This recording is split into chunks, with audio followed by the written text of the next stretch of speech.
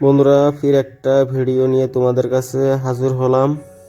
তো এটা হল ঘর বিল্ডিং। তো জোড়াই হবেন হচ্ছে ইটগাতি। তো তারপরে হব কি প্লাস্টার। তোমরা ভিডিওটা শেষ অবধি দেখবে। পরে আলমনুর প্লাস্টার করবেন হচ্ছে কমপ্লিট হয়ে গেছে জোড়াই। তোমরা সাপোর্ট বেশি বেশি করে করবে। পাট্টা মারবেন হচ্ছে ওইদিন ভাই রাজমিস্ত্রি কামের ভিডিও দেইনে, তো সেই জন্য আমিও ভাবলাম একটা ভিডিও বানাই। আমিও যখন রাজমিস্ত্রি ভিডিও বানাইতে সমস্যা হয় না, নাহলে ব্লগ বানানি সেই ঝামেলা। তো সেই জন্য আজকে ভিডিওটা আনলাম তোমাদের কাছে। তোমরা সাপোর্ট করবে বেশি করে। আলমনুরের কমপ্লিট পাট্টা মারা হয়ে গেল। তো এখন আলমনুর মশলা ছাড়াবো, দেখা যাক কতখান লাগে।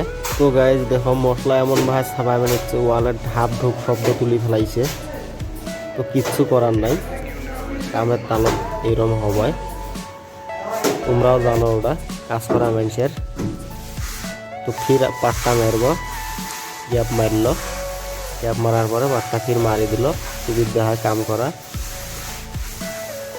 গ্যাপটা কম বাড়ায়। তারপরে মারব রুষা। আর গাইজ তোমরা যেটা নতুন মিস্ত্রি যদি হয়ে থাকো, তাহলে পাট্টাটা হলো বেশি ঘষবে, যাতে ওয়ালটা বেঁকা না হয় আর কি। সেই জন্য পাট্টাটা বেশি ঘষবে, ওয়ালটা একদম তীরের মতন হবো, টেনশন হবেন না।